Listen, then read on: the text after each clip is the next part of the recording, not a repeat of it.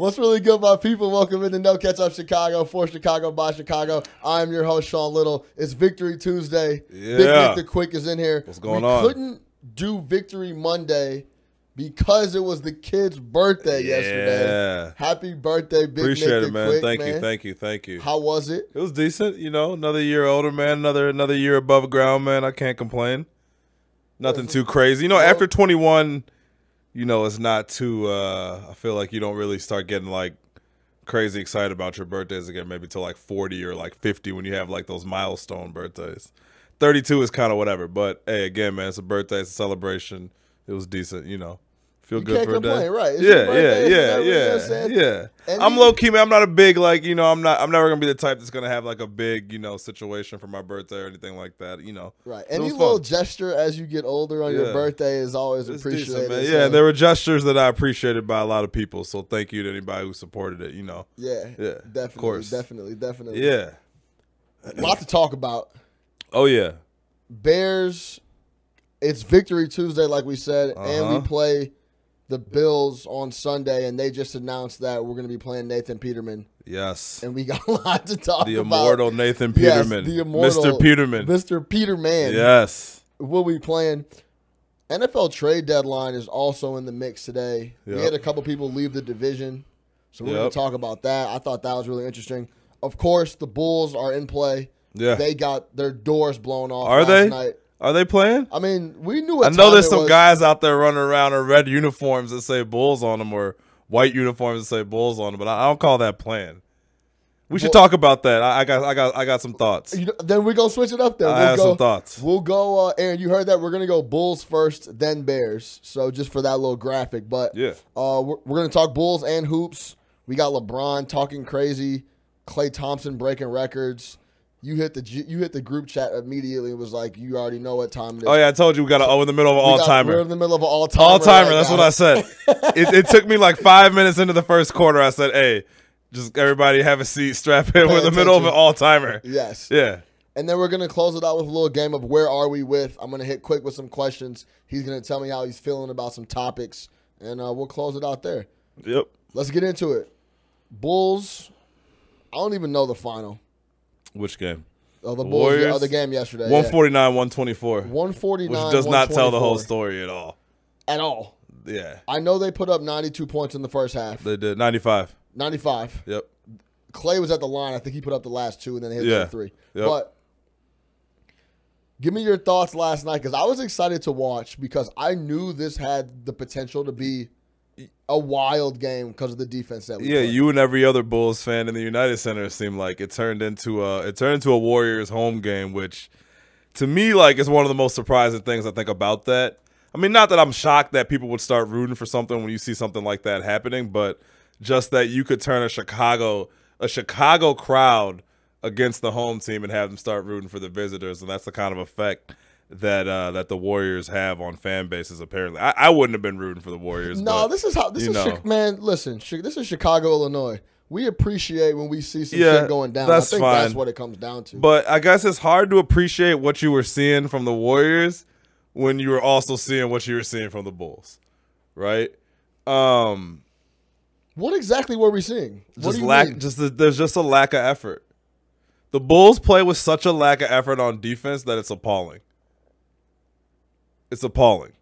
I mean, I agree with you. I'm trying to play some devil's advocate. And I'm not trying to be like a hater here, because that Klay Thompson, it was amazing, right? I mean, he had 14 threes in a game. It was unbelievable. He was on fire. He was overdue, right? He had come into the season extremely cold. I think he was shooting like 36. Yeah, he was shooting like 8% from three-point land, which you knew wasn't going to continue, and you knew there was going to be an outburst, and the Bulls are the perfect team for that. I don't, in any universe, expect the Bulls to compete with the Warriors, right? In any game, right? Or I take that back. I don't expect for them to hang with the Warriors, for the score to be good, anything like that.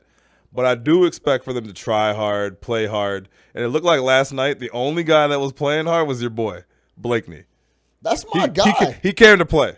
He came to play. Every time he gets minutes, he does his best. He's a gamer. He tries to impact the game at all times. Yeah, he's a gamer. But in general, man, just watching this Bulls team, like, they just don't compete. And to me, that's an issue. The Jabari thing to me is we talked about it last week, but it's so frustrating. Like, watching this dude play ball, it just kills me.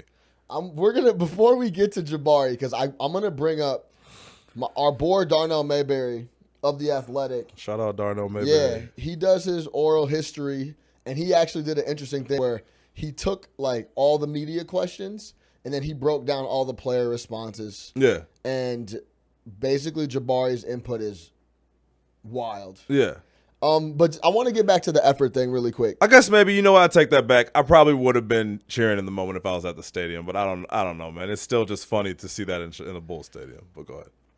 I mean, it's greatness. You got to be like, this guy just put up 14 threes in a half. It was basically crazy. He was unconscious. Yeah, it was ridiculous. Unconscious. So, yeah, I mean, they appreciated that. And at the end of the day, I think some of the prices that these people paid, they were coming to see the Warriors. Oh, yeah, 100% people were coming to see the Warriors. So when they had Trey Burton on ESPN 1000, and it was his birthday. They're like, oh, what are you doing? He's like, I'm going to the Bulls game. Yeah. I'm going to the Bulls game, but it clicked in my mind. I'm like, oh, they're going to see the Warriors. You know, Jordan Howard was there. Tariq was there. Yeah, of course.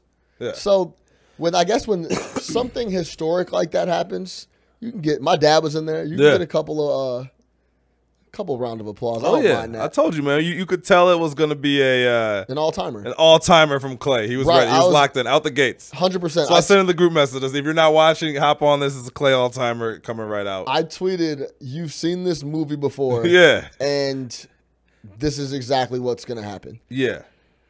Let's get back to the effort really quick before we start talking about the Warriors and those guys moving the ball and how they just seem like a very happy family.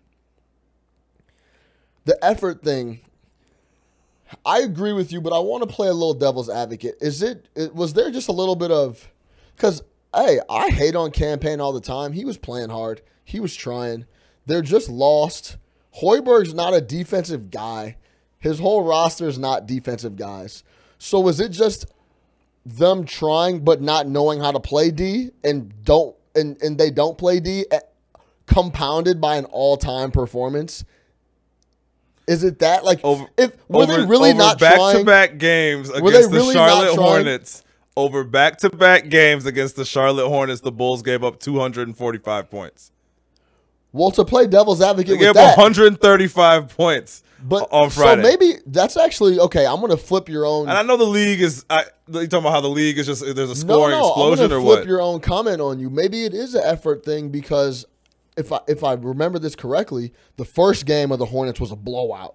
We gave up like 135, but then we came back and only gave up like 90. The first game we won 112, 110. Second game we lost 135. Okay, so we gave up another 25 points the next game. That's a lot of points. So what I'm saying is maybe that is an effort thing. One night we showed a little more effort. We only give up 110. Then the very next night we play the same squad and give up 25 more points. Yeah. So you might be right. I was trying to play a little devil's advocate, but I think it didn't really matter anyway. I mean, Stacey King said in the telecast, he was like, I don't even if all our boys were back, I don't know if it'd make a difference anyway. Speaking of a Stacey King line, he had a great line the other day. He goes, Kemba Walker sliced through the D, and he just went right through the rack. Yeah.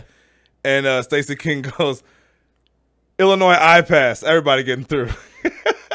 And I was dead. The Bulls, the eye pass? He called the Illinois eye pass defense. I like that. And yeah, I thought it was great. But yeah, I mean, that's what it looks like though. Again, man, it comes down to effort, man. I don't think there's no scrappiness to him. I'll give Zach LaVine this, right? I've hated on him a lot, and I'm turning a bit on him. Yeah. He plays hard, right? He's not a good defender because he's not a good defender. It's not because he's lazy out there, right? He's not Jabari Jabari literally does not move on defense. You know, I've never seen it from a wing player or whatever he's supposed to be. He just doesn't move on defense. He has lead feet on defense. I think the difference between that is LaVine knows he's here for the long haul. He got paid. Yeah. He's going to try. He's trying on he's healthy. I think that's a big part of it. Well, then who should be more motivated to play hard? The guy who's on a 1-year deal with the team option, or a guy who just got a deal that's going to pay him for the next 5 years? Yeah, that's a good point. Hey, and shout out Angel on the stream. He said, should the Bulls tank or fire Hoiberg? I think tank. Yeah, should we tank? I don't think we have a choice. That's not a question. We don't have an option about whether or not we're gonna tank. This is it. Remember we talked about the beginning of the season, 26 games, and we'll be lucky if we beat last year's number. Honestly, this team is bad. We'll get Markkanen back. We'll get Portis back. We'll get Valentine back, but it's not enough. None of those guys play D. Yeah, Angel, thanks for the question, bro. Yeah, appreciate it. All right, pull me up real quick, Aaron. I thought this was hilarious. And definitely fire.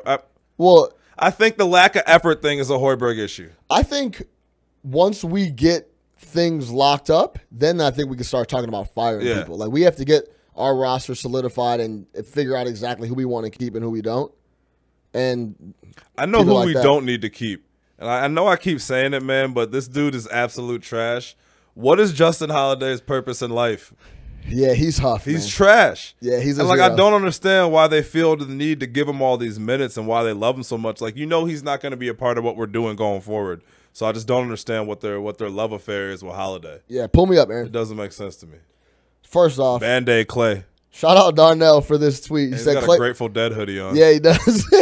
He said Klay Thompson's taking his NBA record ball and he's going home. Like, they just came and clowned us. Yeah. Like, oh, they were talking about it. We got to get Klay 14. We got to get Klay 14. Like, they don't take them seriously, nor should they.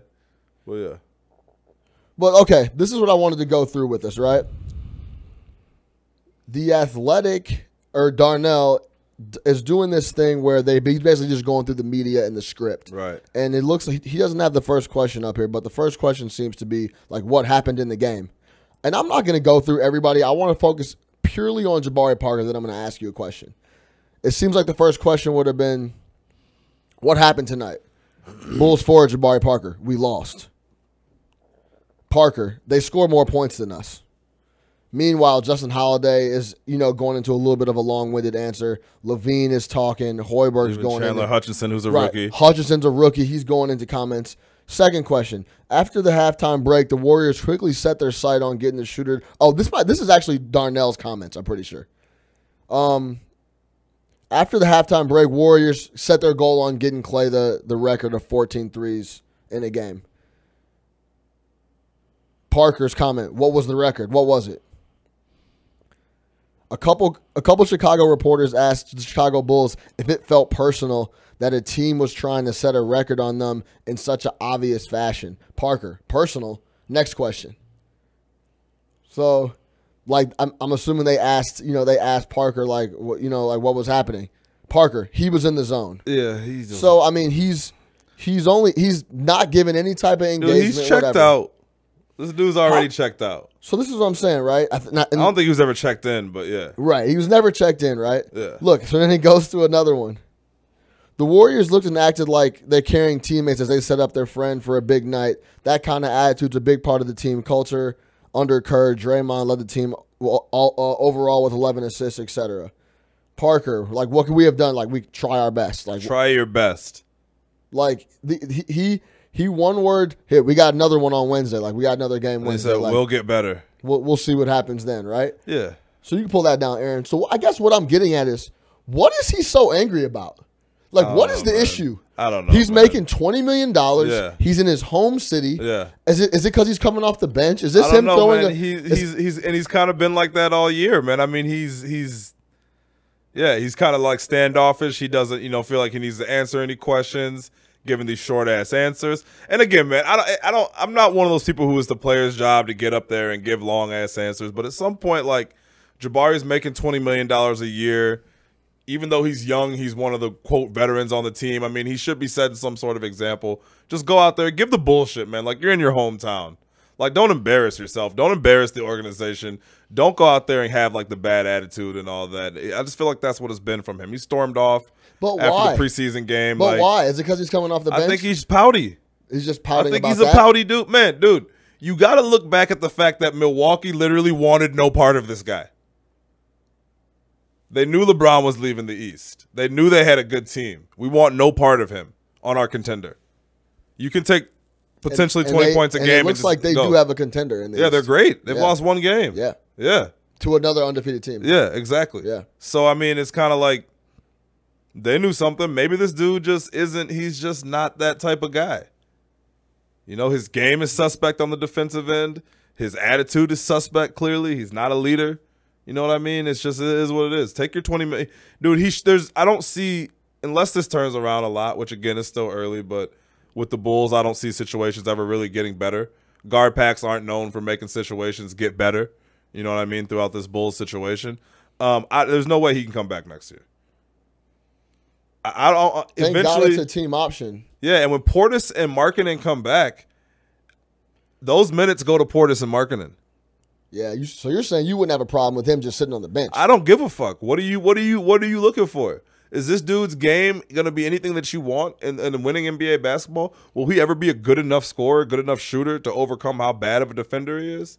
Maybe LaVine becomes a good enough scorer. Maybe, because we saw those flashes in the beginning of the year. And again, I know I've hated on him, but no, I mean, I think he's shown that he can. Yeah, definitely at least be he's that going scorer. out there trying, and he's got that attitude. And LaVine's not going to give you those type of answers because he's, like you said, he cares. He's trying to do well. Jabari doesn't give a fuck. Then bye, man. That's purely what it What comes do you down lose to. by benching him? But what is he trying to accomplish? You know what I mean? Like I guess I'm trying to give him the benefit of the doubt. Where what is he exactly trying to accomplish? He's on a team option. If they don't pick it up, what are his options? Aren't going to be clamoring for Jabari Parker, right? So like I don't understand. Maybe that's just the type of person that he is. But he's never been like that. How do we know how he's been? He doesn't say shit. I mean, but yeah, he's never said shit. Previously been like he's kind of had that squeaky clean image. Like he's either been good kid, yeah, but he's been hurt or behind Giannis and playing in a small market in Milwaukee, one of the smallest markets in the NBA. So I mean, he was the second player, actually third player behind like Middleton in a small market. Now we see him all the time. We see his personality all the time. All we really knew is that he was a guy from Chicago, a humble kid from Chicago. Yeah, I guess that's true. Hey, something about them Simeon boys. No, shout out D-Rose, man. I'll never hate. Something about them Simeon boys, though. Anything you want to say about the Warriors? Any comments about? No, I mean, what's understood doesn't have to be said. I mean, it's kind of at this point, you already know what it is. This team is ridiculous. Looking for 4 and 5. In a couple months, they'll be able to replace Damian Jones, whoever they have running the center, with Boogie Cousins. And I don't want to hear it from anybody he's not going to be a good fit. Shut up. Stop. Cut it out. Yeah. Cut it out. Cut it out. Go take a walk. Forget about it. And I think they're going to be feeding that boy when he comes in. That Klay talk, he's not leaving. He's in a dream situation. Clay's not leaving. I don't think KD is leaving. What about that KD to New York talk? I think that's interesting. It's always everybody in New York. It was funny, man. I was listening to, I think it was like a Simmons podcast, and he said in the last 50 years, 2 marquee free agents have signed with the Knicks. Melo and who? Melo didn't sign with the Knicks. He got traded. He didn't. He signed a big. He signed a big deal. He got traded. Free agents. You're saying okay, but Melo signed an extension after he got traded. Yeah, after he got traded. Okay, but yeah. Who's the other one? Amari. Yeah, that was a bummer that didn't. And work. Tyson Chandler. Tyson Chandler's not a marquee. He was coming off of that championship with Dallas. I don't care. Tyson Chandler was a big Tyson at that point in time. Listen, a rim protector like Tyson, dude, he was the fucking second best player on that Mavericks team. Whoa. Second or third best player on that Mavericks team. 100% Dirk. Jason Kidd. Hold on, G. Tyson Chandler that year? Let me go. I need to look up you don't value roster. defense and shit, just like you thought Tim Duncan was whack. You don't value D. Wait, let me go. Dog, he was defensive player of the year. Yeah. He wasn't the second best player on that team. He was the fucking defensive player of the year. Wasn't JJ Barea on that team? Stop playing. You sound silly. Wasn't JJ Barea on that team? You sound silly. The legend? You sound silly. Anyway. Yeah. But either way, I'm saying nobody I think that organization is trash. People don't want to go play there. Yeah, that's interesting. Organization is trash. But it would do wonders for KD and his, I guess, perception if he went to another big team. I don't think he gives a fuck. He's gonna have 3 rings on his finger. He's got an MVP trophy. He's one of the top. Go down as one of the top 10 players of all time. Well, what does he care? Yeah. All right, let's rotate it. Bears got a W. Yeah. We're not even gonna get too much into it. Give me your thoughts on the W, and then we'll jump into this Peterman talk. I got some clips I have to show, and we're gonna talk about just him overall and the situation in Buffalo and all that. But how do you feel about the win? A win's a win. Win's a win. I'll take it. I mean, that's a game that we were 100% supposed to win. There's no reason we should lose to the Jets. Offense at home. I think we knew we weren't going to lose to the Jets, just judging by how we kind of called the game. Yeah. I mean, it was a game we were supposed to win. We should have won 48-10, though. Yeah, I agree with all that. I think it was a game we were supposed to win, and we thought we were always going to win when you looked at the schedule before the season started. Yeah. So, I mean, rookie quarterback on the road. We took care of business. We locked it up on third down. I think they were 1 of 11. I think they had 0 receivers playing, too. I mean, I think they were down to like their third and fourth receivers, and number 1 and 2 aren't good anyway. So right. Great play call on that screen. That was like the prototypical screen. Yeah, that's exactly what you want to happen. He called it right against an all-out blitz. Yep. He dumped it over. Tariq took it to the crib. The lineman didn't even have anybody to block. Yo, quick story. Because that game is a wash. We ain't got to talk about that game. Well, hold on. No, I think we do. Yeah? I think we do. Okay. I think there's some stuff from the game. I think there's some Trubisky stuff from that game. What about it? Because there's a lot of Trubisky stuff from that game. Okay, talk to me. I don't think that was good. I think that was a bad Mitch Trubisky game. Yeah, outside of he didn't turn the ball over, but that was a very bad, in my opinion, outside of the throw to Miller.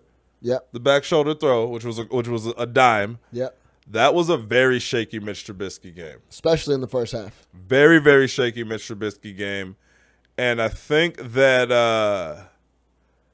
we're at a point now where Matt Nagy needs to make a decision about his football team offensively. And in my opinion, Trubisky is here we go. I got it. I can't wait. Been cooking all day. I can't wait to hear what you're about to say. This is smoked brisket, baby. Yeah. I think he has to make a decision about his football team, right? The Bears are clearly good enough to win this division. The division's bad enough for the Bears to win it, I should say, right? But Mitchell Trubisky clearly struggles on downfield throws. Clearly struggles on throwing the ball downfield. He has major accuracy issues. When he overthrows his receivers, it's by several yards, right? With that being said, he's okay on the short to intermediate throws, right? In this offense, the receivers are getting open for those deep balls. He can't hit them.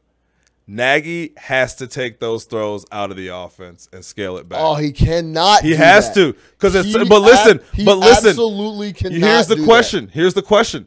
Do you want to develop Trubisky, or do you want to give your team the best shot to win? Because every time he goes back there and launches one of those balls, one of two things is happening. It's either intercepted or it's incomplete. Either way, it's a waste of a down. But your team is good enough to win ball games if you take that out. What are you getting from those plays? What are you getting from those plays? How many overthrows do we have to see? How many overthrows were there on Sunday? So let me get this straight. Get it straight. You want to chop the offense in half. Not in half. Not in half. You want to reduce. Okay, I'm never going to be on the team of reducing the looks and the variety and the versatility of our offense because of, I guess, personnel. Now, I'm okay when that personnel's the quarterback. I'm okay with him tailoring it to fit Trubisky, but these are throws that he can hit, has shown he can hit him, but hasn't consistently hit them. I'm not just going to pull that down. I wouldn't call it inconsistent. I would say more often than not, he's not making these throws. How many overthrows? They were even saying on the Romo, who cannot say a bad thing about a quarterback. It's not possible. It's not in his DNA. He won't allow it. He will not allow it. Couldn't even say it was even like, I don't know about some of these. They were bad throws. He made a lot of bad throws, and a lot of them are on these deep balls where these receivers are in position to catch the ball. He can't make those throws right now. He can make those. But he's shown that he can make them. On occasion. I'm not ready to just pull him out of the playbook like you're talking about. But your team is good enough to win ball games right now with what you have. And this division is for the taking. So are you going to fuck around and waste time on Trubisky's development and have him make these throws when the competition really gets stiff going forward? We play one division game. One division game. And with the way the records are going to shake out in this division, your division record will matter. So we're 0-1 in the North. We have to win these games. We have to have a good division. We're all going to be 8-8, 9-7. None of these teams in this division are good enough. You could have the Pack, the Vikings, and the Bears all looking at around the same record. You have to win the division. You're fucking around with Trubisky. This was the perfect game to test it out. You tested out. He couldn't make it happen. So you want to go to the ground and pound, huh? I don't want to necessarily ground and pound. I don't want to necessarily ground and pound, but I think that there's an issue with him making these deep throws.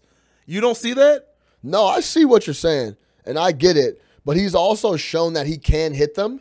So I'm not. You can't take him out. Balls? And Nagy's offense works as one organism. If you remove him stretching the field, all that underneath shit's gonna get tight. And and all the run sweeps and the jet sweeps and the screens and all that stuff is opened up by him showing the willingness to go deep and that's stretch a good the field. point. But for how much longer are teams going to respect his ability to go deep if they see what happens? He can't make the throw. We've seen him miss one-on-ones. One-on-ones. There's no doubt about that. But I've also seen him hit one-on-ones as well. Yeah, but I'm saying in these critical games, do you trust him to make those throws? We're gonna have to. We can't. What choice do we have? We can't. We're gonna have to. We can't. We're gonna have to. I think you got to cuff him a bit. I think you continue to call the right place. How about this? If he's missing open receivers, which he is, that is on one person and one person only. Who? Mr. Trubisky. Yeah. I don't want that stuff. I don't want Nagy to change anything that he's doing because the offense is humming to where there's a lot of different things that we've shown that we can do if we're doing it well. We've shown that we can succeed on the offensive end and put up a good amount of points. So I don't want to tailor back the playbook and start doing all this other stuff just because he's missing throws sometimes, which he is doing. It's not sometimes. It's sometimes. He's pretty streaky. Man. He wasn't very throws. good. He wasn't very good against the Jets. And you gotta hit him. He wasn't against the Jets. Against the Jets, who have we beaten? That's actually another point I want to talk about because we were talking about. I actually wrote this down. We don't have a marquee win on. Not at all. We don't have a marquee. The teams that. Yeah. We don't have a marquee win on this schedule. Not at all. So we had a shot to beat Green Bay. We lost. Would have been a marquee win. We had a shot to beat Miami for sure. We lost.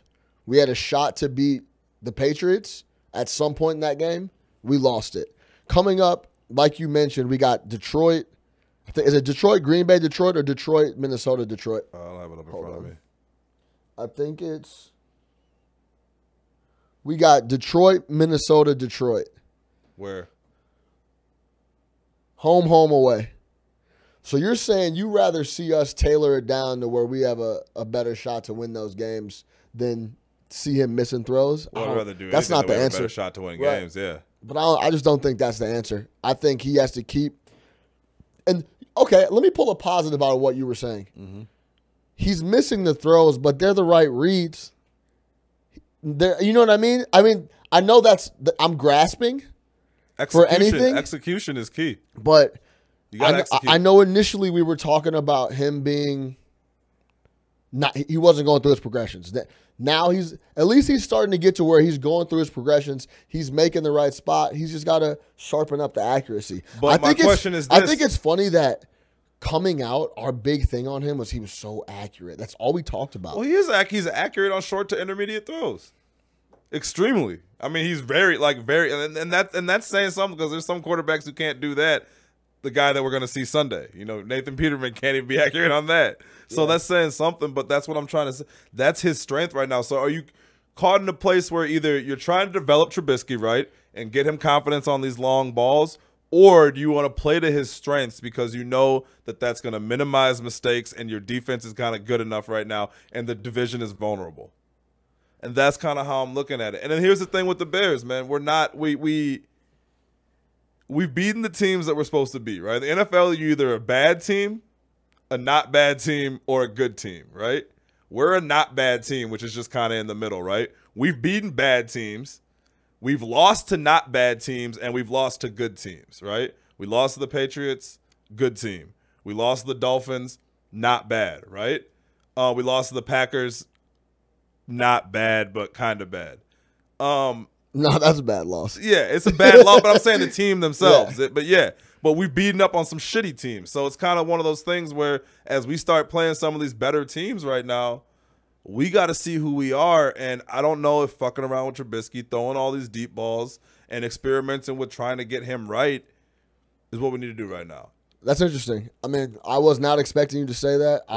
I don't agree with you, but I guess you got to go with what works, and we're going to see because the division games are going to come, and they're going to come back to back to back, and the divisions for the taking. So it could get ugly, or it could get very, very interesting. You would have said we would have had 3 losses through 7 games, and we still be playing for the division. You take it, and run with it. So there you go, leading the division. Yeah. Shout out Jabari for watching. This is dope. I like the little chat. Was it someone wrote Jabari? Yeah, no, Jabari, some other guys watching. Oh. He said, do you think number 10 can put up those high-scoring numbers with short and intermediate reads? Like, could we still go out there and score Here's points? Here's why. Hey, good question, Jabari. We have the playmakers. Tariq Cohen, playmaker, yards after catch. Taylor Gabriel, serious playmaker, yards after catch. Right? Those guys are big. The person who would probably, and Trey Burton, same thing. The person who would probably affect is like Allen Robinson, who's a deep ball guy. But Burton, Cohen, and Gabriel, yeah, those are the type of players who make plays on those. That's what they've been making plays on. I think you're downplaying how much us being able to, even if they're incomplete, show the willingness to go deep and go downfield, how much that opens up the crossing routes and the intermediate stuff. Teams will continue to adjust going forward, and eventually it's not a threat, it's just an idea. We'll leave it at that. We'll see. It's an interesting take. Thanks again for the question, Jabari. That was a good question. Yeah, no doubt. Let's talk Nathan Peterman. Oh, man. Oh, wait. Before we get into Peterman, let me tell y'all a quick story. And the blessed Lord just asked, what's the deal with Jordan Howard? And this is a perfect segue. So shout out CJ and my girl Courtney Clitchfield. It's their birthday this weekend as well. I went to brunch with them on Sunday morning at 80 Proof in Old Town. And we were wrapping up there. The Bears game had ended, whatever. And this late group of folks walks in. It's 4 people. And I was drinking. I probably had like 3 or 4 beers, but I wasn't like OD. I wasn't like lit or anything. I was chilling. This table walks in, and I look at this dude, and I go up to his boy, and I'm like, "Yo, I'm like, do you ever get that you look like just like Jordan Howard?" And they like kind of clowned me, like, "Nah, never. Like, he don't look like Jordan Howard." And I looked at this dude, and he looked exactly like Jordan Howard. Yeah. I pulled up a picture. I'm like, he never gets this. You look like Jordan Howard. Was he a big dude? Bro, he didn't look that big to me. Okay, because that's usually the tell with the NFL players. And you know what threw me off? He was wearing a Bears jersey. Oh, the old school jerseys. No. Jordan Howard was wearing a like Bears paraphernalia, but it looked like it was like a jersey. Was it a throwback jersey? Nagy gave them the throwback jerseys, and they were all wearing them. Yes, bro. I think that's what it was. They were all wearing Nagy gave all the players throwback jerseys. Yeah, like of their favorite Bears player or whatever. Yeah, okay, so I think that's what it was. Which I thought is a dope move, by the way. Shout out Nagy for that one. So I think that's what it was.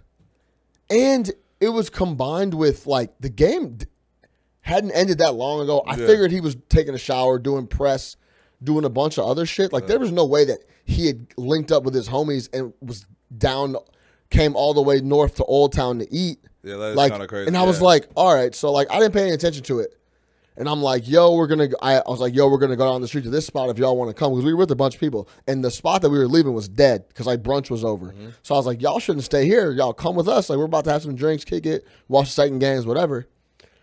So we leave. I bump into one of the dudes that was with the guy that I thought looked like Jordan Howard and was like, bro, that was Jordan Howard. Yeah. And I was like, no way, dog. He was like, yeah, that was Jordan Howard. We thought you were just trolling. So, like, we were kind of going along with it. But once you turned around and walked off, we figured out you were really serious. I was like, oh, shit. Jordan Howard, I was basically talking to Jordan Howard, and he was just standing there looking at me. And I'm asking him, does he look like himself, basically? You missed that opportunity. I missed that opportunity. I would have told him. Yeah, you should have 100% told him. Oh, man. So I was kind of sick about that. You could have done the long sell. Like, come to the next bar, man. Woo. Yeah, bro. Yeah, so, that was funny. Shout out Jordan Howard. I'm going to cut this clip up. I'm going to tag Jordan Howard. Hopefully he sees this, and that'd be funny as hell. Yeah, for sure. But let's switch over to Nathan Peterman. Yeah. This guy, Nathan Peterman, trash. Is I'm not going to lie, bro. I feel kind of bad for this cat. Like, he gets hammered by everybody.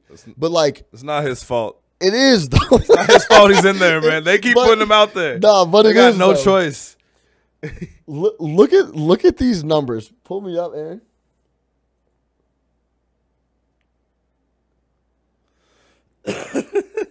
Let me try to oh shit. I messed that up. Okay, let me try to zoom out a little bit so we can get these all in one screen. There we go. Good looks, Aaron. Okay, you see those career numbers quick at the bottom in bold? 37 for 81. He has 37 completions, 9 interceptions. Yeah. He's played in 3 games. He's played in 5 games. He played 7 games. Okay, my fault. He started 3. That's what it is. He actually won a game, which is incredible. He threw 5 picks in 2 games. Started the season this year. They named him the starter, QB1. Which is crazy. Which is unbelievable. Hey, yeah. And he came out and threw 4 picks in that one game. Yep. He's turning the ball over at an unprecedented rate. Yep. 11% of his throws are picks. Yeah. And this is who the Bears play on Sunday. Yeah. Look at this clip. I found this. I was scouring the internet looking for like all his throws and stuff, and this was one I'd never seen before. This is the most unbelievable shit I've ever seen. Like, is he just throwing that away? But he's still in the pocket. Like, is he just throwing that ball away? I don't know. I can't even see it. Hold on. Let me see. Oh, there it is.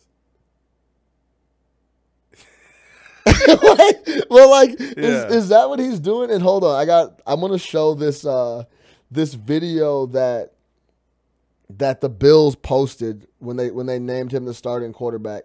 This is the Buffalo Bills. This is on QB1, September 3rd, yeah. QB1, and put the eyes emoji. Run this. Terrible. Let me start it over.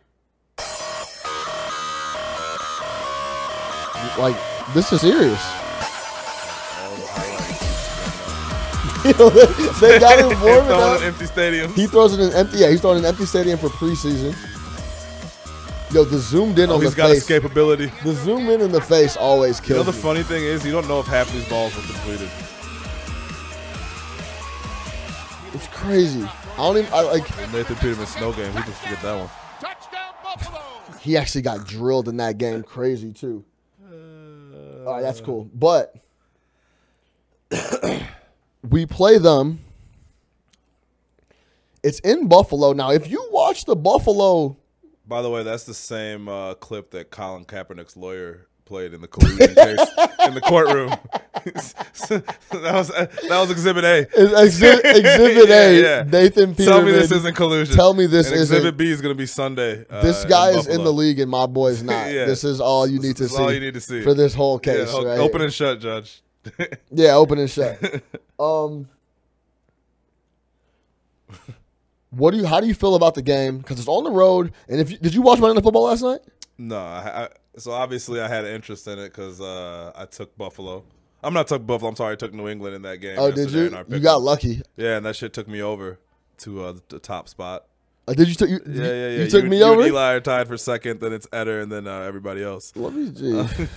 I've had a rough couple of weeks. Yeah, I had a solid week, man. Actually, Cincinnati got me yesterday. They got me too. Sunday. I think they got everybody. Fitzpatrick got us, but yeah. So I had them. I didn't really watch the game, though. I know their offense is terrible. I know Derek Anderson was brutal. What happened? They looked all right. Yeah. On defense, especially, yeah. I mean, Tom Brady didn't throw a touchdown pass. That's crazy. It was close in the fourth. It was like a one-score game, and then Anderson threw a pick six. Yeah, he's good for those. Yeah, no doubt. So he was a Pro Bowler. Yeah, he was. Well, that was with New England. No, or was it with Kansas City? Nope. You don't even know what team he was a Pro Bowler for. The most unlikely team. It was the Browns. Yeah. Wow, he was a Pro Bowler that year? for the Browns in 2005. It was like 2006, 2005. Yeah.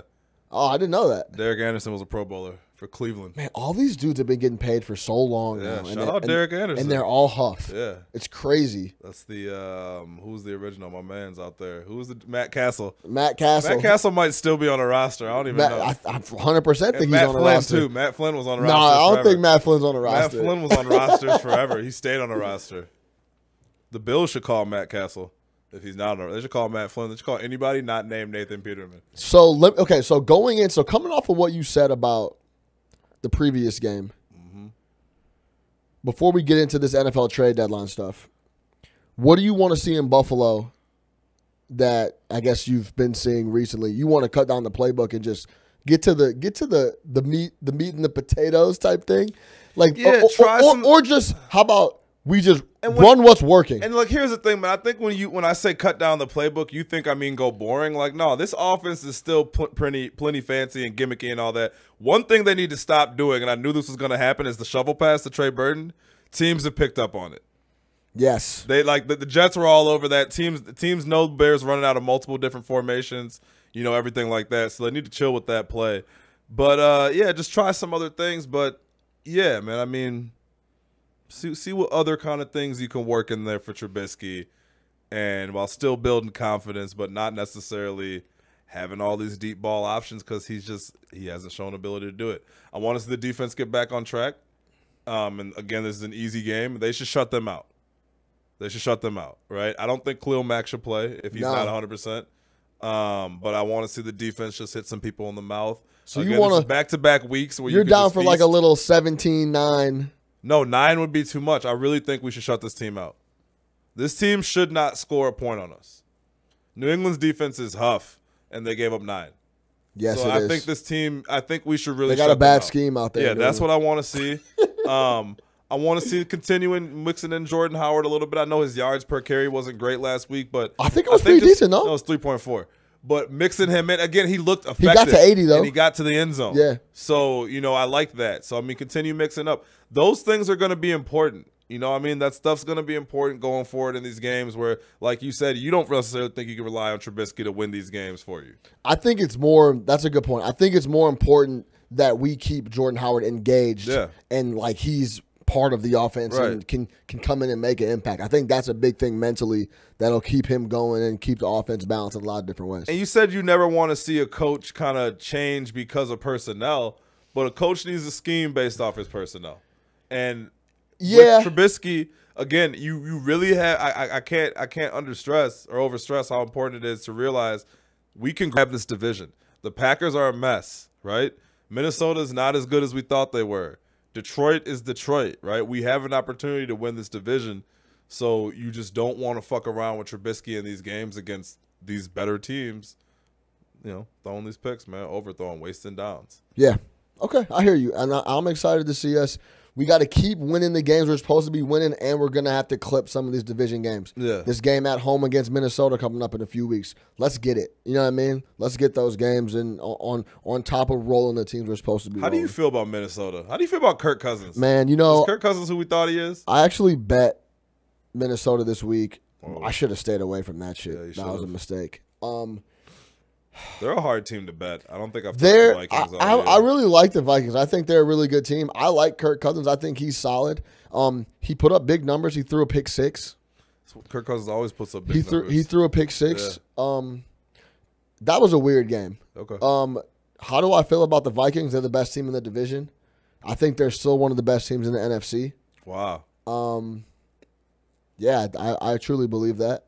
Then they lost to the Saints at home. The Saints look like a juggernaut, by the way. Yeah, that's why I took the Saints. Yeah, the Saints look like a juggernaut, I took the Saints on the road. But remember the Saints, see here, and this is one of my things. The Saints in a dome is the same as the Saints at home. The Saints in a dome. They just changed the paint on the field. Didn't matter. Yeah, so the Saints getting points in a dome, I was like, oh, yeah, sign me up. I was all over that one. That was almost as easy. Well, and I hated on that Carolina one, but then I sat there and thought for like 3 days like what they could have possibly known. And clearly it was nothing, so I still took it. But the Saints one to me was the other layup on there. Yeah, interesting. They're getting points in a dome. If they're in a dome, forget about it. Sean Payton, I want to see his record in a dome. I'd like to see his record in a dome lifetime because they're unstoppable in a dome. Drew Brees in a dome is crazy. The Vikings talk is a perfect segue into like this NFL trade deadline talk because a couple people on the Packers got traded away, and I want to get your thoughts. Clinton Dix. Wow. I don't know if I've ever been this happy to see a guy from the secondary leave the division. Yeah. He's a problem, and he's been a problem for a while. So especially against the Bears. Yes, especially against us. He's given us trouble for a long time. A lot of trouble, yeah. So I'm glad to see him go. He's going to Washington. Let's talk about this Ty Montgomery situation. Had to go. Had to go. Why? Aaron Rodgers was done. The team couldn't trust him. First off. Dude, you can't. Yeah, listen, man. Listen. Well, where did we net? Did they tell him that don't bring it out? Oh, yeah. And he did? Everybody said they told him to take a knee. And he was just like, he said, I'm going to, because he was mad about being taken out on the previous series, right? Well, he had mentioned, like, I don't know my role in the offense. Well, so the previous series, he got touches, taken out. He slammed his helmet down, and teammates had to try to calm him down. He was like, no, fuck that. I'm going to do me. Right. Woo, woo. And then I'm Ty Montgomery. Exactly. You're Ty Montgomery. Like, slow it down, bro. Like, you were drafted as a wide receiver. Settle down. And so he decided he was going to take it out. It's as simple as that. Listen, the math is with you in that situation with Aaron Rodgers on the field. That's the crazy thing. You want to know how the funniest part of all this is that everyone in the world, including myself, is positive that Aaron Rodgers was going to go down the field and at least get 3 points. Like, it's so like Aaron Rodgers is such a bad man. Shout out Stephen A. Smith that he's got it to the point where he's getting people traded because they didn't give him an opportunity to run a 2-minute offense. Like, that is crazy. Well, it's also, it's insubordination at the same time. He was told not to do that. You know what I mean? So, still, though, you can't decide to do your own thing. You can't decide to do your own thing. And McCarthy's also under fire. We know his time is out. This is just another scenario of, like, in basketball when someone puts up a bullshit shot that they weren't supposed to, but it goes in. If he doesn't fumble that and he takes it out to the 50, it's a little bit different. No, then how? How so? Because it's different in that situation. What happens if Ty Montgomery takes that ball to the 40? Or the Rams 40? Then what? Is he traded? No. Okay. So but that's fine. That's great. Shot, yeah, absolutely. If he takes it to the house, he's a hero. This jump shot just didn't go in. But the fact of the matter is you don't take that risk. You have Aaron Rodgers. I know I can't. You're really defending this shit right now. That dude is gone. Aaron Rodgers. How can Aaron Rodgers look him in the huddle and trust what he's going to do? What about the next time? What about this? Yeah, what about this? What about this? Why they let what him about go, this? but What about this? It seemed kind of harsh. What about the next time Ty Montgomery gets mad? Can you trust him to react the right way? Is this a chronic thing? Fool me once, shame on. Fool me once, shame on you. Yeah. Fool me twice, shame on me.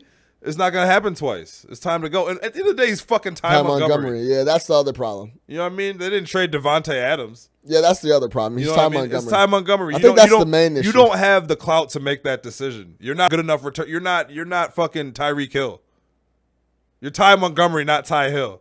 See, he forgot. He thought he was Ty Hill. He thought he was more important than he was. He thought he was more important than he was. And Rodgers made that call. Can't win with him. Not gonna be able to do it.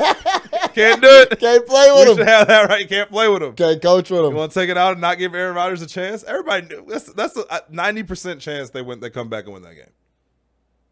Yeah, not realistically, but you know what I'm saying. Yeah, right. No, he's got to go. What do people think about that? The people were saying that. Well, first off, they messed with the story. Blessed Lord says we have to check out the Matt Nagy mic'd up video. It's supposed to be really great. Okay. And Matt Castle's on the Lions. Shout out, see? In the division. We're supposed to know that. Getting the check, we didn't even know it. He getting the check underneath our nose. We don't even know. Man. It's a hell of a life. All right. I want to get let's close it. I missed that LeBron talk. I did want to get your thoughts on that. But we can talk about that another time. Because the Lakers are going to be something to talk about all year long. Yeah, there's enough LeBron takes. Yeah, no doubt. So let's close it out with where are we with? I got a couple here for you. Yep. We kind of touched on this earlier, but where are we with birthdays? Would you rather do something, have something planned, or let me just tell you what I want to do on my birthday? It's my day. If I want to do something, I'll let you know. Or are you still into getting surprised and shit planned out that type of thing? I think the older you get, you know how you get every year older you get, the pickier you are about what it is exactly you want to do and when you want to do it. Yeah, no doubt. So I'd rather be like, let's make it a collaborative effort. Like, yo, I want to go out Saturday at this type of spot, and then you can kind of figure out the details. This is who you can invite. Don't invite this motherfucker. Yeah, exactly. Like I don't mind a surprise, but like, you know, it depends on what kind of surprise it is. Like, don't like take me to the club. You know what I mean? Like, like I'm good. Like, I don't want to do that. Off that. Yeah, I'm good. Unless we got like our own situation. Like, don't take me to the club on some regular shit. Yeah. So that's yeah. But like we said, any love is appreciated. Any love is appreciated, though. I don't want people to not do the birthday stuff, but I like to know. No doubt. Yeah. Where are we with ESPN and its lineup of shows? So that's funny you talk about this. Can I tell you what's growing on me? Yeah. And I don't know why. I don't know why I even watch it. I watch Get Up in the morning. I don't know why. And like, even when I'm watching, I'm like, man, I don't know why I watch it. I think I kind of fuck with Jalen Rose.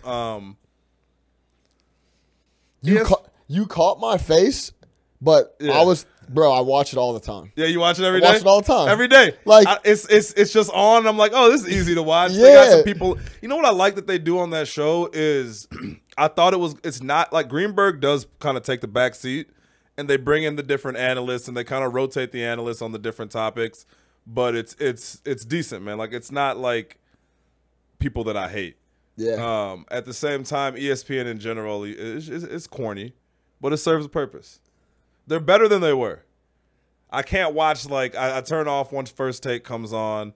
I don't watch High Noon. No? No, I don't watch High Noon. Something about Bomani, I think he's very smart. Yeah, he is. I think he's very intellectual. I think he has some decent takes. But I have a hard time watching that show with him and What's Pablo. his name? Yeah, Pablo. Yeah. Yeah, I have a hard time with it. Yeah. But like, I follow him on Twitter. I read all his articles. I think he has a lot of good insight on stuff. But I have a hard time. It's hard to watch that show. That's how I felt about Levitard.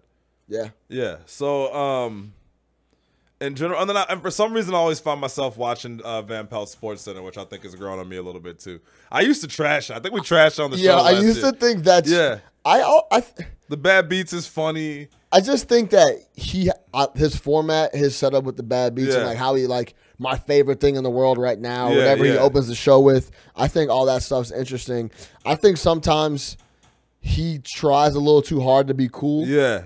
So I think that rubs me off a little bit the wrong way. But overall, I like Van Pelt. I like that show. Yeah, it's solid, man. Yeah. I think ESPN's better than where it was, say, like 2 years ago. Yeah. Like, I think for a while, they were like, when they were really like Tebow every 5 minutes and all that shit, which I get because I was getting them ratings. It was bad, but I think they're decent. Yeah. Yeah. I don't like some of the shit that they do, though. You know what I mean? I don't like the Jamel Hill situation.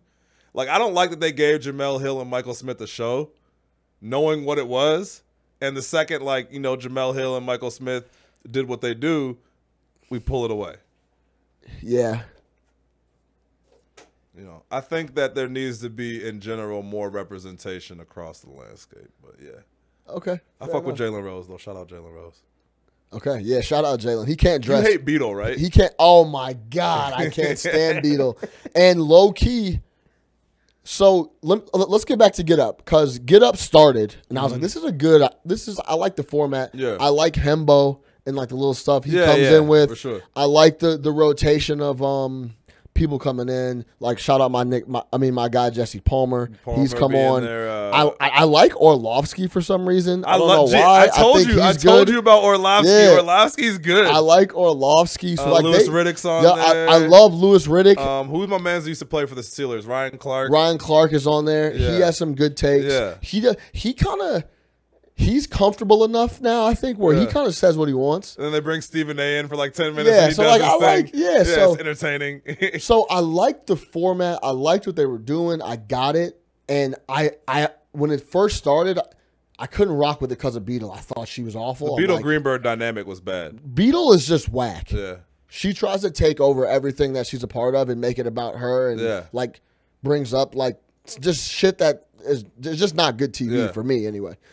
Greenberg's a great mediator. Like, I think he's does doing his a thing. good. He does a can great sit job. back and not say anything for 10 minutes. He's okay with it. Yeah. Like, he'll kick his feet up on the set and watch it. Yeah. Yeah. So I think when they got Beetle off, terrible on Mike and Mike, by the way. The chemistry. He's the same person. He's the same person he was on Mike and Mike. The same person. It's just he is without now. Maybe I just hated Golick. Golick is awful. Golick is terrible.